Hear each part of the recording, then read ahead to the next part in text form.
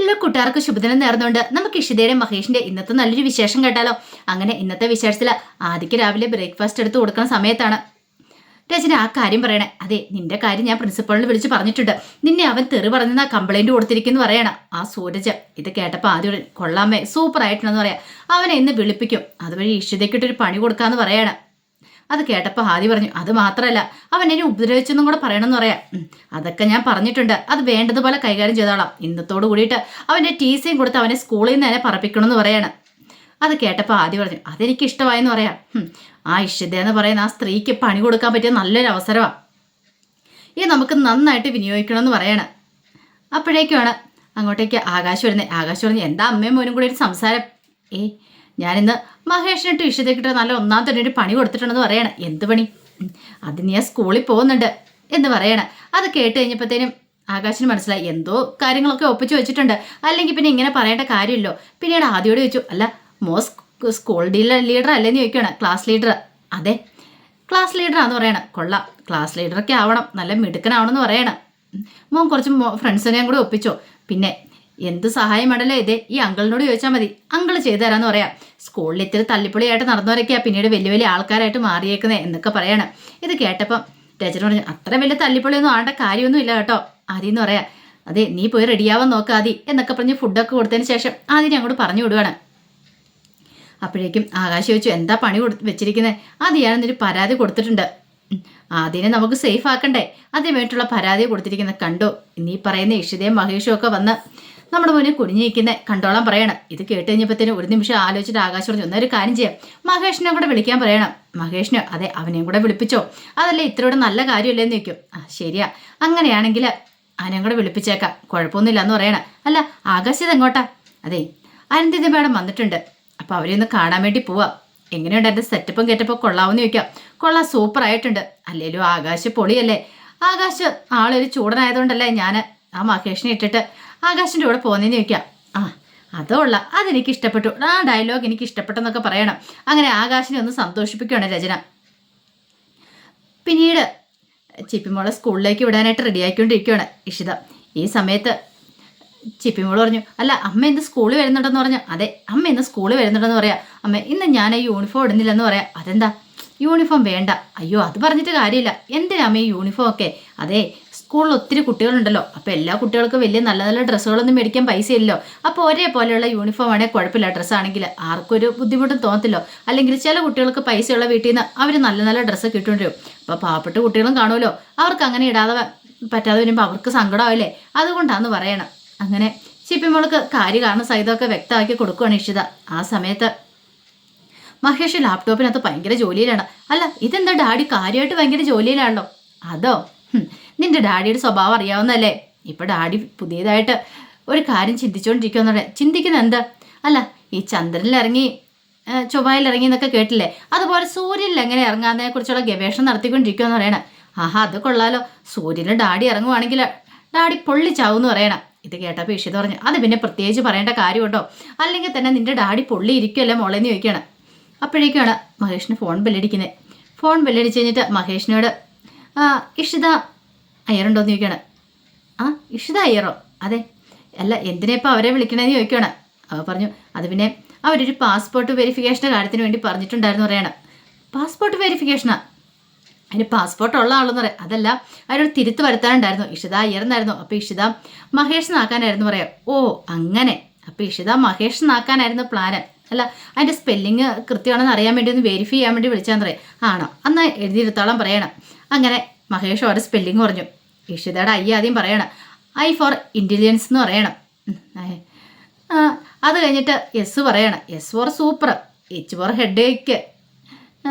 അങ്ങനെ ഓരോന്നിനും ഓരോ ഇങ്ങനെ അർത്ഥങ്ങൾ പറഞ്ഞു കൊടുത്തുകൊണ്ടിരിക്കുകയാണ്. ഇത് കേട്ട് കഴിഞ്ഞപ്പോൾ ഇഷിതയ്ക്ക് സഹിച്ചില്ല. ഇഷിത ആ ഫോൺ അങ്ങോട്ട് പിടിച്ചു വാങ്ങി. ഇഷിതയുടെ സ്പെല്ലിങ് മഹേഷ് എന്നാണല്ലോ.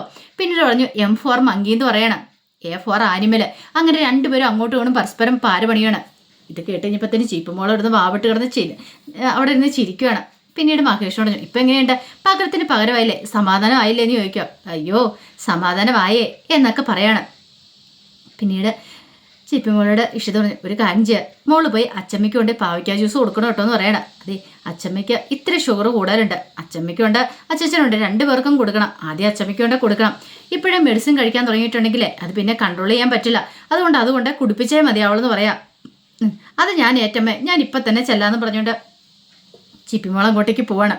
അങ്ങനെ ചിപ്പിമോൾ ചെന്ന് കഴിഞ്ഞപ്പോഴത്തേന് ഭയങ്കര പ്രാർത്ഥനയിലാണ് സ്വപ്നവല്ലി. അങ്ങനെ സ്വപ്നയിൽ പ്രാർത്ഥനയൊക്കെ കഴിഞ്ഞ് വന്നു കഴിഞ്ഞപ്പോഴത്തേന് ചിപ്പിമോള് പാവയ്ക്ക ജ്യൂസൊക്കെ ആയിട്ട് നിൽക്കുകയാണ്. അയ്യോ, ഇതെന്തിനാ ചിപ്പിമോളെ എനിക്കിത് കൊണ്ടുവന്നേന്ന് ചോദിക്കുക. അയ്യോ അങ്ങനെ പറയരുത് അച്ഛമ്മ, അച്ഛമ്മയ്ക്കേ ഷുഗർ ഉണ്ടെന്ന് അമ്മ പറഞ്ഞേ, ആ ഷുഗർ കുറയ്ക്കാൻ വേണ്ട ഞാൻ കുടിച്ചു മടുത്തെന്ന് പറയാണ്. രാവിലെ കുടിച്ച് വൊമിറ്റ് ചെയ്യാൻ വരുമെന്ന് പറയാം. അതൊന്നും കുഴപ്പമില്ല അച്ഛമ്മേ, അച്ഛമ്മയുടെ അസുഖം ഭേദമാകാനല്ലേ, കുടിക്കാതിരിക്കാൻ പറ്റില്ലെന്ന് പറയാം.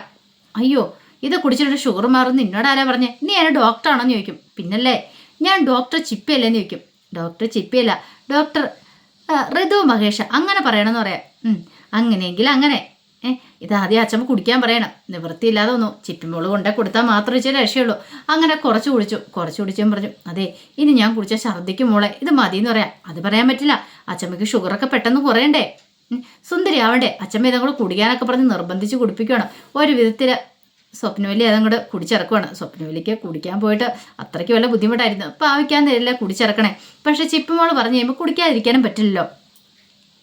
പിന്നീട് ആഷിതയും കൂടെ പ്രിൻസിപ്പളിൻ്റെ മുറിയിലേക്ക് ചെല്ലുവാണ്. അങ്ങനെ ചെന്ന് കഴിഞ്ഞിട്ട് പ്രിൻസിപ്പളിൻ്റെ അല്ല, സ്കൂളിലേക്ക് സാറ് വിളിപ്പിച്ചിട്ടുണ്ടായിരുന്നു, എന്തിനാന്ന് ചോദിക്കുകയാണ്. അതോ നിങ്ങളുടെ മകൻ്റെ പേരിൽ ഒരു കംപ്ലയിൻറ്റ് കിട്ടിയിട്ടുണ്ടെന്ന് പറയാം, സൂരജിൻ്റെ പേരിൽ. അതെ,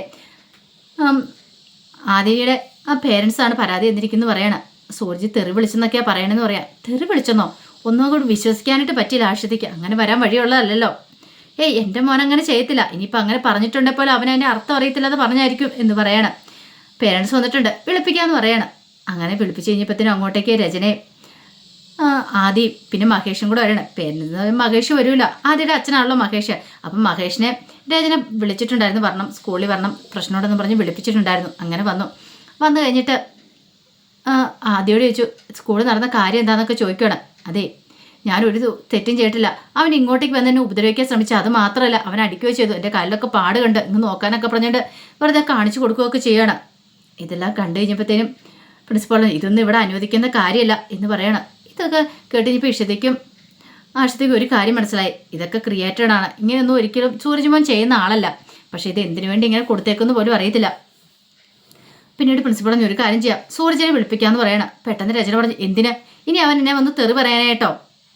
ഇത് കേട്ടതും ആദി പറഞ്ഞു, അതെ തെറി പറഞ്ഞു, എന്നെ പറഞ്ഞേക്കും എനിക്ക് കുഴപ്പമില്ലായിരുന്നു, എൻ്റെ അമ്മയെ പറഞ്ഞ് വൃത്തിയായിട്ട് തെറി പറഞ്ഞേ. അതെ, എനിക്കല്ല എൻ്റെ അമ്മയാണ്. കാരണം അവൻ ഇങ്ങനെ പറയണമെങ്കിൽ, സൂരജ് ഇങ്ങനെ പറയണമെങ്കിൽ അത് ആര് പറഞ്ഞിട്ടായിരിക്കുമെന്ന് എനിക്ക് നല്ല വ്യക്തമായിട്ടറിയാം. എൻ്റെ ഡാഡി കല്യാണം കഴിച്ച ആ സ്ത്രീ പറഞ്ഞിട്ട് അങ്ങനെ ചെയ്തിരിക്കുന്നത്. ആ സ്ത്രീ പറഞ്ഞു കൊടുത്തോണം എൻ്റെ അമ്മേനെ ഇങ്ങനെ വിളിക്കണമെന്ന്. അവർക്ക് എൻ്റെ അമ്മയെ കണ്ണെടുത്തോ കാണത്തില്ല, അതുകൊണ്ടാണ് എൻ്റെ അമ്മ എങ്ങനെ വൃത്തികെട്ട തെറിയൊക്കെ പറഞ്ഞെന്ന് പറയണം. എനിക്കത് സഹിക്കാൻ പറ്റിയില്ല സാറെന്നൊക്കെ പറഞ്ഞിട്ട് ഭയങ്കര ആദ്യം അങ്ങോട്ട് അഭിനയിക്കുകയാണ്. ഇത് കേട്ട് കഴിഞ്ഞപ്പോഴത്തേനും പ്രിൻസിപ്പൾ പറഞ്ഞു, അങ്ങനെയാണോ? അത് കേട്ടപ്പോൾ ഇഷിത പറഞ്ഞു, സാറേ സൂരജിനെ കൂടെ വിളിപ്പിക്കണം, ഒരാളുടെ ന്യായം മാത്രം നോക്കിയിട്ട് കാര്യമില്ലോ എന്ന് പറയണം. പെട്ടെന്ന് മഹേഷ് പറഞ്ഞു, അല്ല എൻ്റെ മോനെന്താളും കള്ളത്തരമൊന്നും പറയില്ല സാറേ, ആദ്യം അങ്ങനെ കള്ളത്തരമൊന്നും പറയുന്നവരല്ലെന്ന് ആദ്യയുടെ ഭക്ഷണം ചേർത്ത് മഹേഷ് പറയണം. ഇത് കേട്ട് കഴിഞ്ഞപ്പോൾ ഇഷിതയ്ക്കും ആഷിതയ്ക്കും ഭയങ്കര സങ്കടമായിപ്പോയി. കാരണം ഇത്രയ്ക്ക് പറയേണ്ട കാര്യമില്ലായിരുന്നു, ആദ്യം കള്ളത്തരം പറയണമെന്ന് അറിയാം, പക്ഷെ എന്നിട്ട് ആദ്യക്ക് സപ്പോർട്ട് ചെയ്ത് ഇഷ്ടപ്പെട്ടില്ല. ആ സമയം മഹേഷ് ആദിയോട് പറഞ്ഞു, ആദി സൂരജിനെ വിളിക്കട്ടെ, സൂരജ് വരട്ടെ, എന്നാലേ നമുക്ക് സത്യാവസ്ഥയൊക്കെ അറിയാൻ പറ്റുള്ളൂ എന്ന് പറയണം. സൂരജ് വരുമ്പം സത്യങ്ങളൊക്കെ വിളിച്ചതാവുമല്ലോ, അപ്പോഴേ നിന്നെ ആരും ഉപദ്രവിക്കാനൊന്നും പോകുന്നില്ല, നിന്നെ ആരും തെറി പറയാനും പോകുന്നില്ല, ഈ ഡാഡി അതൊക്കെ നോക്കിക്കോളാം എന്ന് പറയണം. ആ സമയത്ത് രചന പറഞ്ഞു, ഇവിടെ പലരുമുണ്ട് എന്നെ എൻ്റെ കുടുംബത്തെ തെറ്റിക്കാൻ വേണ്ടി നടക്കുന്നത്. മഹേഷ് ഞാൻ സെപ്പറേറ്റ് ആണെങ്കിലും ഇപ്പോഴും ഞങ്ങൾ ഒരു ഫാമിലി പോലെയാണ് കഴിയണേ, അത് ചിലർക്കൊന്നും ഇഷ്ടപ്പെടുന്നില്ല, അതുകൊണ്ടുള്ള ചുരുക്ക സാർ ഈ കാണിച്ചുകൊണ്ടിരിക്കുന്നത്. എൻ്റെ മോനെ മനഃപൂർവ്വം ഉപദ്രവിക്കാൻ വേണ്ടിയിട്ട് ഇവർ കച്ച കെട്ടി ഇറങ്ങിയിരിക്കുക, ചേട്ടത്തി അനിയത്തിയും കൂടെ. അതുകൊണ്ട് മോനെ ഓരോ കാര്യങ്ങളൊക്കെ പറഞ്ഞ് തിരിച്ചു വിട്ടിരിക്കുക എന്നൊക്കെ പറയണം. ഇതെല്ലാം കേട്ട് കഴിഞ്ഞപ്പോൾ പ്രിൻസിപ്പൾ പറഞ്ഞൊരു കാര്യം ചെയ്യാം, സൂരജിനെ വിളിക്കാം, സൂരജ് വരട്ടെ, സത്യാവസ്ഥ എന്താണെന്ന് അറിയാമല്ലോ എന്ന് പറയണം. അങ്ങനെ സൂരജിനെ വിളിപ്പിച്ച് കഴിഞ്ഞപ്പോൾ സൂരജ് വന്നു, കൂടെ ചിപ്പിമോളും കൂടെ വരുവാണ്. ചിപ്പിയെ കണ്ടപ്പം സാർ ചോദിച്ചു, അല്ല ചിപ്പി എന്തിനാ ഇങ്ങോട്ടേക്ക് വന്നേന്ന് ചോദിക്കുക. അത് പിന്നെ ഞാൻ ദൃക്സാക്ഷി എന്ന് പറയണം. ദൃക്സാക്ഷിയോ? അതെ, ഈ സംഭവങ്ങളെ കണ്ട ദൃക്സാക്ഷി ഞാനാന്ന് പറയണം. പിന്നീട് ചിപ്പിമോളെ കാര്യം പറയണം, ഷൂസിൻ്റെ ലേസ് കെട്ടാനായിട്ടൊക്കെ ആദ്യം പറഞ്ഞു, പിന്നീട് കെട്ടിക്കഴിഞ്ഞതിന് ശേഷം അവൻ പറഞ്ഞിട്ട് പോയത്, സൂരജ് പറഞ്ഞിട്ട് പോയ വാക്കും എല്ലാം അങ്ങോട്ട് ചിപ്പിമോള് പറയണേ. എല്ലാം കേട്ട് കഴിഞ്ഞപ്പോഴത്തേനും പുള്ളിക്കാരൻ്റെ കാര്യം മനസ്സിലായി. ഓഹോ, അപ്പോൾ ഈ സ്കൂളിൽ റാഗിങ് തുടങ്ങിയില്ലേ, ഇതൊന്നും ഈ സ്കൂളിൽ അനുവദിക്കുന്നതല്ലെന്ന് പറയണം. ഇത് കേട്ടപ്പം ആദ്യം ഒരു നിമിഷം ഒന്ന് ഞെട്ടി. പെട്ടെന്ന് ആദ്യം നിഷേധിക്കുകയാണത്. ഞാനങ്ങനെയൊന്നും ചെയ്തിട്ടില്ല, ഇവൻ വെറുതെ കള്ളത്തരം പറയുന്ന, ഇവന് എന്നെ വെറുതെ കൊടുക്കാൻ വേണ്ടി പറയുന്നതെന്നൊക്കെ പറയണം. അത് കേട്ടത് മഹേഷ് പറഞ്ഞു, അങ്ങനെ ഒരു കാര്യം ചെയ്യാം, ഇനിയിപ്പം ആദ്യയുടെ കൂടെ 1-2 കൂട്ടുകാരുണ്ടായിരുന്നല്ലോ, എൻ്റെ മോൻ കള്ളത്തരം പറയില്ലെന്ന് എനിക്കറിയാം, ഇനി ആദ്യയുടെ കൂടെ കൂട്ടുകാരുണ്ടെന്നല്ല പറഞ്ഞേ, അന്ന് അവരെയും കൂടെ വിളിച്ച് ചോദ്യം ചെയ്യാം, അപ്പം സത്യങ്ങൾ അറിയാലോ എൻ്റെ മോൻ അങ്ങനെയൊന്നും പറഞ്ഞിട്ടില്ല ചെയ്തിട്ടില്ല എന്ന്. അത് കേട്ടൻ രജനിക്ക് സമാധാനമായി. കാരണം മഹേഷും മനഃപൂർവ്വം ഈ പറയുന്ന ആദ്യം കൊടുക്കാൻ വേണ്ടി ചെയ്തിരിക്കുന്ന പണിയാന്നുള്ള കാര്യം മനസ്സിലായി. ഇത്ര സമയം നല്ല ദേഷ്യം ഉണ്ടായിരുന്നു ഇഷതിക്ക്. പക്ഷേ എങ്കിൽ എന്ത് ചെയ്യാൻ പറ്റും, ഇപ്പോഴാണ് ആ കാര്യങ്ങളൊക്കെ വ്യക്തമായിട്ട് മനസ്സിലായത്. ഇനിയിപ്പോൾ പേടിക്കേണ്ട കാര്യമില്ല. പിന്നീട് എന്ത് ചെയ്യുവാണ്, ആദ്യയോട് പറഞ്ഞു, മോനെ ഒരു കാര്യം ചെയ്യാം, നിൻ്റെ ഫ്രണ്ട്സ് ആരൊക്കെ ഉണ്ടായെന്ന് പറ, അവരെയും കൂടെ വിളിപ്പിക്കാമെന്ന് പറയാണ്. ആദ്യക്ക് മനസ്സിലായി പണി പാളി എന്നുള്ള കാര്യം. പെട്ടെന്ന് ആദ്യം പറഞ്ഞു, വേണ്ട വിളിപ്പിക്കേണ്ട, സത്യാവസ്ഥ ഞാൻ പറയാം. ഇത് ചിപ്പി പറഞ്ഞല്ല സത്യമായിട്ടുള്ള കാര്യമെന്ന് പറയണം. അതിന് തൊട്ട് മുമ്പ് ചിപ്പി ഈ കാര്യങ്ങളൊക്കെ പറയാൻ തുടങ്ങിയപ്പോൾ ആദ്യം പറയുകയും ചെയ്താ, ചിപ്പി നീ എൻ്റെ സഹോദരല്ലേ, അപ്പം നീ എനിക്കൊപ്പം അല്ലേ നിൽക്കേണ്ടതെന്ന്. പക്ഷേ ചിപ്പി നിൽക്കുമോ? ചിപ്പി അതിന് പറഞ്ഞ ഡയലോഗെന്ന് പറഞ്ഞാൽ, അതെ എൻ്റെ അമ്മ പറഞ്ഞ് പഠിപ്പിച്ചിരിക്കുന്നത് എന്താണെന്നറിയോ, കള്ളത്തരം പറയില്ല, സത്യം മാത്രമേ പറയാവുള്ളൂ, തല പോയാലും. അതുകൊണ്ട് ഞാൻ സത്യം പറയാവുള്ളൂ എന്ന് പറഞ്ഞാണ് ചിപ്പി അവിടെ നടന്ന കാര്യങ്ങളൊക്കെ പറയണത് തന്നെ. ആദിക്ക് ഇതിനേക്കാളും വലിയൊരു പണി കിട്ടാനില്ല. അവസാനം ആദിക്ക് സമ്മതിക്കേണ്ടതായിട്ട് വന്നു, താനാണ് പ്രശ്നം ഉണ്ടാക്കിയെന്നുള്ള കാര്യം. പിന്നീട് മഹേഷിച്ചു, അല്ല ഈ പരാതി കൊടുത്ത ആര് പറഞ്ഞിട്ടാ? അത് അമ്മ പറഞ്ഞിട്ടാന്ന് പറയണ. രചന ഞെട്ടിപ്പോയി. പിന്നീട് പ്രിൻസിപ്പൽ പറഞ്ഞു, ഇതേ ഇപ്പം തന്നെ ടീസ് എന്ന് പറഞ്ഞു വരണ്ട, ഇനി ഒരു നിമിഷം പോലും നിങ്ങളിവിടെ നിർത്താൻ കൊള്ളില്ലെന്ന് പറയണം. അതോടെ മഹേഷ് പറഞ്ഞു, സാർ ഒരു തവണത്തേക്കൊന്ന് ക്ഷമിക്കാൻ പറയണം. ഒരു കാര്യം ചെയ്യാം, ആശത്തേക്ക് പരാതിയൊന്നും ഇല്ലെങ്കിൽ ആദ്യം ഇവിടെ തന്നെ തുടരട്ടെ എന്ന് പറയണം. ആദ്യം ഇത് കേട്ട് കഴിഞ്ഞപ്പോഴത്തേനും ആദ്യക്കൊരു ഞെട്ടലുണ്ടായി. ഇനിയിപ്പോൾ അവരെന്താ പറയാൻ പോണെന്ന് അറിയത്തില്ലോ. ആ സമയം ആഷിത പറഞ്ഞു, എനിക്കിപ്പോൾ പരാതിയൊന്നുമില്ല, പക്ഷേ ഇത് ഇനി ആവർത്തിക്കാൻ പാടില്ലെന്ന് പറയണം. അങ്ങനെ പറഞ്ഞിട്ട് ആഷിത അങ്ങോട്ടേക്ക് എഴുന്നേറ്റ് പോയി. രചന ആ പടം തകർന്നു പോയി. പിന്നീട് ഇഷിതയും മഹേഷും കൂടെ പുറത്തുനിന്ന് വന്ന് സംസാരിക്കണ സമയത്ത് ഇഷിത പറഞ്ഞു, ആദ്യം എനിക്ക് നല്ല ദേഷ്യം വന്നു, ആദ്യം സപ്പോർട്ട് ചെയ്ത് സംസാരിക്കുന്നുണ്ടപ്പോൾ, പിന്നീടല്ലേ എനിക്ക് കാര്യങ്ങളൊക്കെ മനസ്സിലായെന്ന് ചോദിക്കുക. ഇത് കേട്ടതും മഹേഷ് പറഞ്ഞു, നീ എന്താ വിചാരിച്ചുകൊണ്ടിരിക്കണേ, ഈ കാര്യങ്ങളൊക്കെ ഞാൻ അറിഞ്ഞായിരുന്നു. ആദ്യം അത് പൊളിച്ചെടുക്കാൻ വേണ്ടിയിട്ടല്ല ഞാൻ അങ്ങോട്ടേക്ക് വന്നേ, ഞാനിതൊക്കെ മനഃപൂർവ്വം ചെയ്ത കാര്യങ്ങൾ തന്നെയാണ്. പിന്നെ അവനെക്കൊണ്ട് മാപ്പ് അറിയിച്ചില്ലേ, അതിൻ്റെ ഇടയ്ക്ക് അത് നടന്നായിരുന്നു. ഇങ്ങനെയൊക്കെ കാര്യം ചെയ്ത് കഴിഞ്ഞപ്പം മഹേഷ് ഒരു കാര്യം ആവശ്യപ്പെട്ടിട്ടുണ്ടായിരുന്നു, മാപ്പ് പറയണമെന്ന് ആഷിതയോടും. അതുപോലെ തന്നെ ഇതുപോലെ തെറ്റ് ചെയ്തല്ലേ, അപ്പോൾ ഇഷിതയോട് എല്ലാം മാപ്പ് പറയണമെന്ന് പറഞ്ഞിട്ടുണ്ടായിരുന്നു. പക്ഷേ ഇഷിതയുടെ അടുത്ത് മാപ്പ് പറയാൻ വന്നു കഴിഞ്ഞപ്പോൾ ഇഷിത പറഞ്ഞു, വേണ്ട, ആദ്യം എന്നോട് മാപ്പ് പറയണ്ട, അമ്മയും മോനും തമ്മിലൊരു മാപ്പ് കുറച്ചിൻ്റെ കാര്യമില്ല എന്ന് പറയണം. ഇത് കേട്ടപ്പോൾ രചനയ്ക്കൊന്നും മനസ്സിലായില്ലായിരുന്നു അത് പറയാൻ കാരണം എന്താന്ന്. പിന്നീടാണ് ഇഷിത ആ കാര്യം പറയണേ. അമ്മയും മോനും തമ്മിലുള്ള ബന്ധം എന്താണെന്ന് ആദ്യം നിനക്കത് പിന്നീട് മനസ്സിലാവും, ഇപ്പം നിനക്കത് മനസ്സിലാകത്തില്ല. പക്ഷെ നീ എൻ്റെ അടുത്തേക്ക് വരും, അമ്മയെന്ന് വിളിച്ചുകൊണ്ട് വരുന്നൊരു ദിവസം വരും, അതിനു വേണ്ടി ഞാൻ കാത്തിരിക്കണം എന്നൊക്കെ പറഞ്ഞിട്ടുണ്ടായിരുന്നു. അപ്പം ഈ കാര്യങ്ങളൊക്കെ ഇഷിതയുടെ മനസ്സിൽ ഞാൻ കടന്നു പോയിക്കൊണ്ടിരിക്കുന്ന സമയത്താണ് മഹേഷ് ചോദിച്ചാൽ, അല്ല നീ എന്താ ആലോചിക്കണേന്ന് ചോദിക്കും. ഒന്നുമില്ല, ഞാനിങ്ങനെ ഓരോന്നൊക്കെ ആലോചിക്കാമെന്ന് പറയും. ഇത് കേട്ടത് മഹേഷ് പറഞ്ഞു, ഒത്തിരി നന്ദിയുണ്ട് എൻ്റെ 2 കുട്ടികളെ നീ ഇങ്ങനെ നോക്കി സംരക്ഷിക്കുന്നതിന്. നിങ്ങളുടെ കുട്ടികളോ? അപ്പം എൻ്റെ ആരുമല്ലേ നിൽക്കും? അതെ, നമ്മുടെ കുട്ടികളുടെ കാര്യത്തിൽ നിനക്ക് ഇത്രയ്ക്ക് മാത്രം സ്നേഹവും അതുപോലെ തന്നെ ചേർത്ത് പിടിക്കാനുള്ള മെൻറ്റാലിറ്റി ഉണ്ടെന്ന് എനിക്കറിയില്ലായിരുന്നു പറയണം. ശരിക്കും പെറ്റമ്മയേക്കാളും കൂടുതലായിട്ട് നീ അവരെ സ്നേഹിക്കുന്നുണ്ട്, അതുകൊണ്ടല്ലേ നിനക്ക് അവരിങ്ങനെ ചേർത്ത് പിടിക്കാൻ സാധിക്കുന്നത് എന്നൊക്കെ ഇഷിതയോട് മഹേഷ് പറയണം. ഇത് കേട്ടപ്പോൾ ഇഷിത പറഞ്ഞു, ഞാൻ എൻ്റെ കടമ ചെയ്യുന്നു, അത്ര മാത്രമേ ഉള്ളൂ.